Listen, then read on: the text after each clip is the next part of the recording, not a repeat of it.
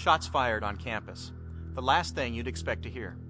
The odds of being involved in a situation like this are similar to your chances of being struck by lightning.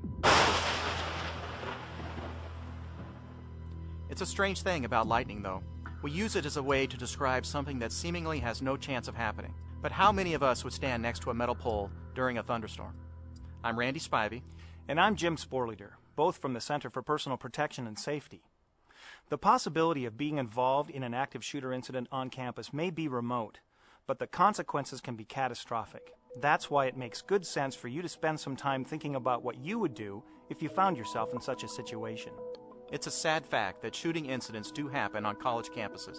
Because of that, there has been a dramatic increase in preventive measures such as campus-wide violence prevention programs, efforts to identify troubled students, the development of threat management teams, and a major effort has gone into creating and upgrading notification systems and refining response strategies to get law enforcement on the scene faster. But even the best preventive systems can never be perfect. And let's be candid, if lightning does strike, if an active shooter enters your area on campus, it will be unlike any situation you have ever experienced.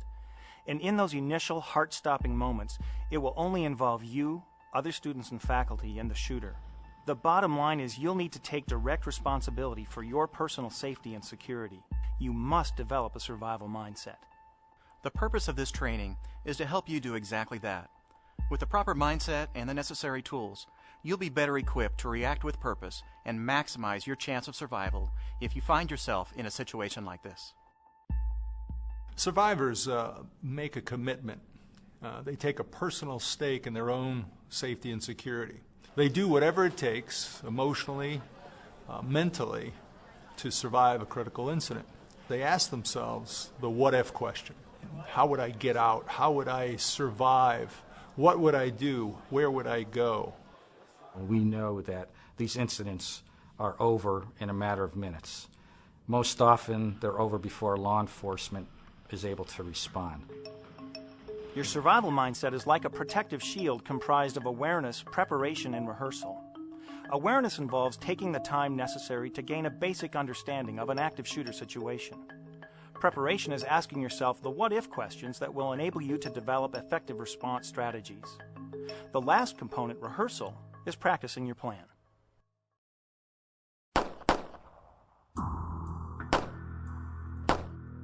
Shots fired. Do you know what that sounds like?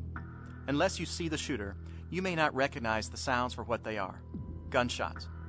For most of us, our experience with gunshots is drawn from movies and television that use special sound effects. That means real gunshots can sound artificial.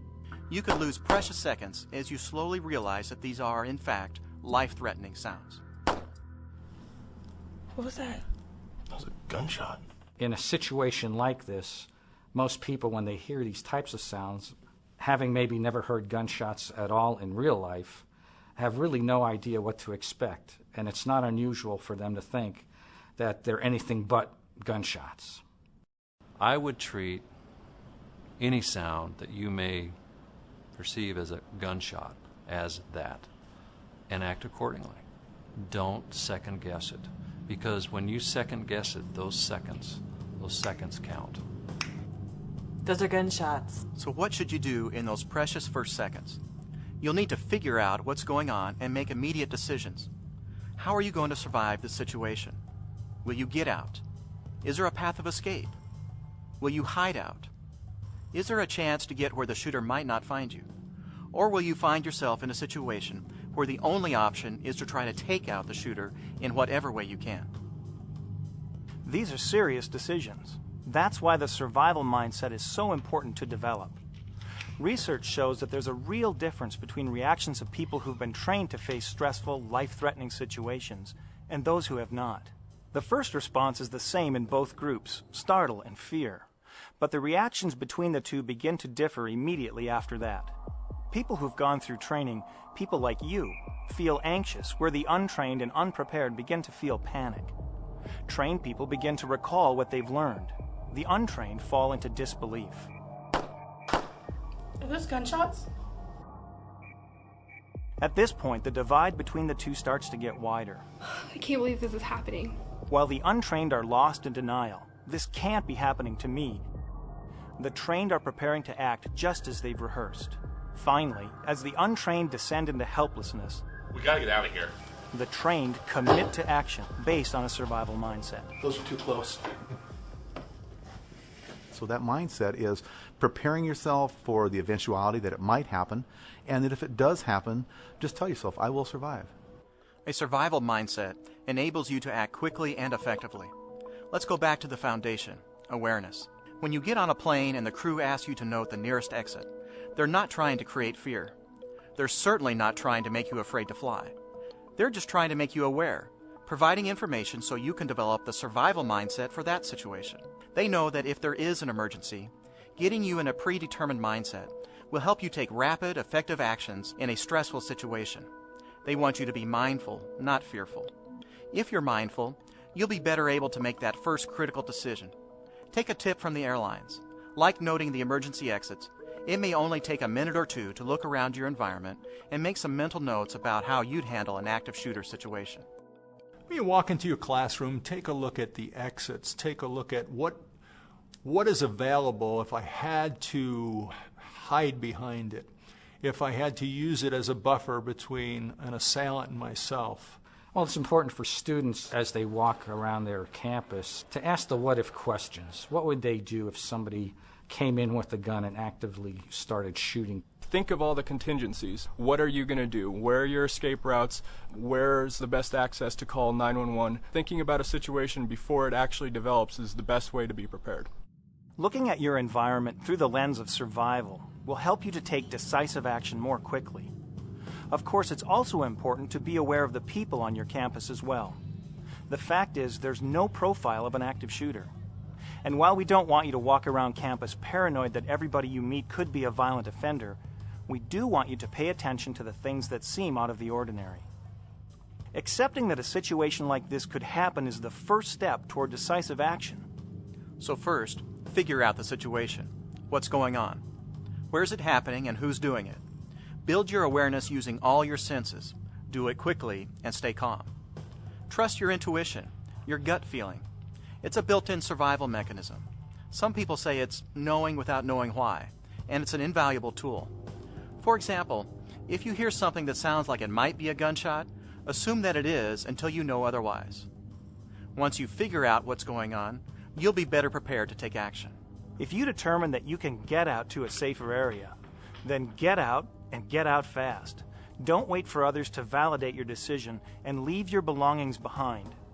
The best way to survive an active shooter situation is not to be where he is and not to go where he can see you. I'm on campus. I'm in Monroe Hall, and there's a guy here shooting people, and he's in a yellow hat.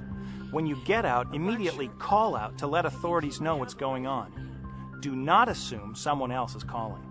If you have a cell phone, call 911 or use any campus emergency phone and be ready to give them useful information, and be persistent, as the phone lines may be jammed with other calls. Remember, no matter how good your school's mass emergency notification system is, they can't alert others until someone provides that first critical information. Calmly and quickly tell them where you are and what's happening.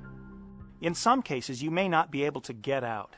The shooter may be between you and the only exit, or perhaps you would have to enter the area or the hallway the shooter is using. It might be safer for you to remain in place because you're well hidden and well protected. In any case, if you can't get out, then you must find a place to hide out. Find a place that will keep you hidden from the shooter's view and will provide some measure of protection should the shooter fire in your direction. If possible, avoid places that might trap you or restrict your options of movement. Once you've found your spot to hide out, you'll want to keep out the shooter. Hiding in a room that can be locked and that has plenty of things to hide behind is best. Blockade the door with heavy furniture, even if the door can be locked. If the shooter is nearby, though, just lock the door and get totally silent.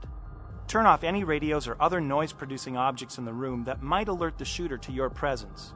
And don't forget to silence that cell phone or pager if you have one. As soon as you have an opportunity, and without attracting the shooter's attention, call out to 911. If there are two or more of you in the same place, do not huddle together for mutual protection or moral support. Spread out. Those are too close. Spread out.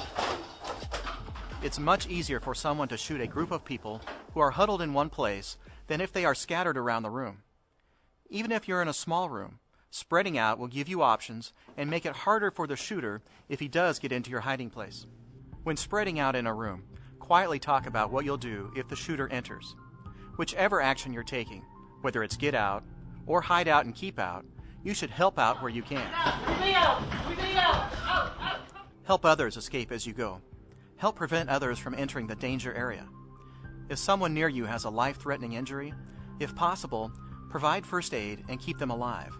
Let others around you know what's happening and try to maintain calm and help them focus on survival. Keep in mind, as events unfold, you must continue to figure out what's happening so you can adjust your actions accordingly. What if an incident begins while you're on your way to class or walking across campus? If someone starts shooting, stay in motion and find protection. It could be a tree. It could be a wall. Anything that will give you some protection while you figure out the situation and see if you need to do more. Classrooms and lecture halls like this are unique to college campuses, and they've also been the location of prior critical incidents. What could you do if a shooter enters a place like this? There might be some opportunities to get out, either through other doors or perhaps a window. But realistically, people in the center of the classroom may not have the opportunity to get out. In that case, your only options might be to spread out, take cover, or take out the shooter. Unfortunately, you may find yourself in the same room as the shooter, maybe even face to face. You have to assume that his intentions are lethal to you, that his presence is a very real threat to your life. If a shooter has decided to shoot everyone he comes across, he'll probably succeed unless you stop him. If you can't hide out and you have absolutely no other option, you may have to confront your assailant. Convince yourself that you have what it takes to survive when your life is on the line. This is a life and death decision only you can make. It's so important to understand that in this kind of situation, anything you do or anything you don't do may involve life-threatening risk. If you determine there's no other option than to take out the shooter, then you must be prepared to do whatever is necessary to neutralize the threat. Before the police get there, it's you against that bad guy, and you need to do everything you can to try to stop him, because you can't just sit and let him harm you or take your life or take your friend's life. To do this, you'll need to become more aggressive than you ever thought possible. This means you either disrupt his actions or incapacitate him. Throwing things, yelling, using improvised weapons can all be effective in this situation. But total commitment and absolute resolve are critical. I'm going to throw this backpack and I'm going to throw this book at him. And then what are you going to do? Well, then we're going to gang up on him. How many are you in here? 140. How many of him? 1. If there are 2 or more of you, spread out, make a plan, and act as a team to overcome the shooter. Once again, you and the group will have to make a total commitment to your action and do absolutely whatever it takes without hesitation. To understand this better, think of the terrorist attacks on 9/11. Up until that day, the conventional wisdom about plane hijackings was that you should be calm, non-threatening, and wait for the plane to arrive at the hijacker's destination. Obviously, that guidance didn't apply to the hijackings that day. In fact, the passengers of United Flight 93 realized this and used a process like we're describing in this program to figure out what was happening. Once they figured out that the purpose of the hijacking was to kill as many people as possible, the passengers took decisive action to neutralize the threat and prevent further loss of life. During my law enforcement career, I had the opportunity to talk to many people who survived critical incidents. And the commonality they shared was a single-mindedness of purpose to survive. No matter if they were physically injured, they were not going to stop. They were not just going to throw their hands up and quit. They were going to see it through. You have to tell your mind that, you know what, I will survive. I will never give up. I will live. There's another possible resolution to an active shooter situation, and that's when law enforcement arrives and takes action to end the shooting. When officers arrive, be prepared to calmly, quickly, and accurately tell them what they need to know. Location of the shooter, number of the shooters if there's more than one, description of the shooter, and number and kind of weapons they have. Police, where's the shooter? I don't know. What's he wearing? He's got like a black shirt and a yellow ball cap on. Do not expect officers to assist you as you get out. Okay, stay here. Their first job is to stop the shooter and end the bloodshed.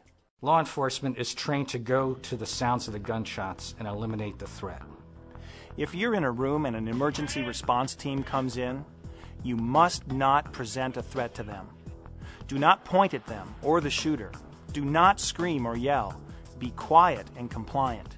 Do exactly as they say. Remember, they have no way of knowing immediately whether you're one of the bad guys or not. Police department, show me your hands! The officers have been taught that hands kill, and they're trained to first look at people's hands. So raise your arms, spread your fingers, and show them your hands as you drop to the floor. The first thing we need to do is make sure that you're not a threat yourself, so we need to see your hands. They'll know immediately that you're not armed or aggressive. That will help them focus on anyone who is armed and prevent them from mistaking you for the bad guy in a very dangerous situation. Remember, they have to begin by assuming everyone is a threat. Get out of the way! Get out of the way! Go! Don't come running up to us. Don't do anything that we could perceive as threatening. Have your hands in plain view. Be as calm as possible. And then be prepared that we probably won't spend a whole lot of time talking to you because we have to go address the issue. It's important for you to realize there are differences between an active shooter and a hostage-taking situation. The hostage-taker wants to use people as leverage to achieve a goal. This is very different than an active shooter, who is there to take lives. If you find yourself in a hostage situation, remain calm, follow directions, and wait for the authorities to resolve the situation.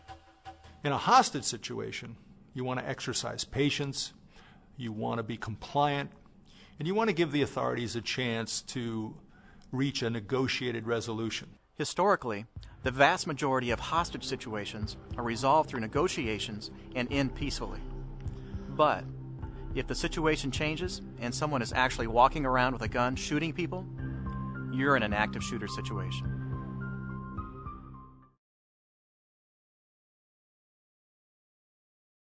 The focus of this program has been on surviving an active shooter situation. One of the most effective ways of dealing with this difficult problem is through effective prevention programs. Interestingly, the same survival mindset we've been talking about today can sometimes prevent a situation from becoming violent in the first place. There may be warning signs or behaviors of concern that something is wrong. We do see pre-incident indicators. We do see some behaviors that might suggest the possibility of eventual violence. And many of these offenders oftentimes exhibit angry or argumentative behavior. They often blame others for their problems. They fail to take responsibility for their own actions. They're what we would call injustice collectors. They perceive every slight as a major issue that they have to take action upon. If you're suspicious about something or you really have an uncomfortable feeling, far better to report those types of observations and feelings than to just disregard them and hope that they're going to go away. You have many options when it comes to passing this information on to someone who can act on it.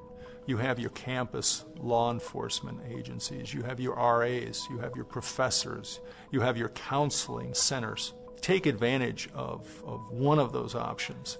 If you wish to maintain your anonymity, there's ways to do that and still get the information to someone who can take some action on it and potentially prevent a tragedy. It's okay to say something. There have been numerous shootings across the country have been prevented by students going, there's something wrong here. We cannot do this by ourselves. This is a community, and in order to keep it safe, we need everybody's help, their eyes and their ears. Hopefully, your college or university already has a violence prevention program in place that provides specific guidance on how to maintain a campus free from threats and violence. Remember, it's everyone's responsibility to keep the campus safe. Shots fired on campus, a sound you hope to never hear. But if lightning does strike, you'll always have a weapon, a survival mindset. You can survive.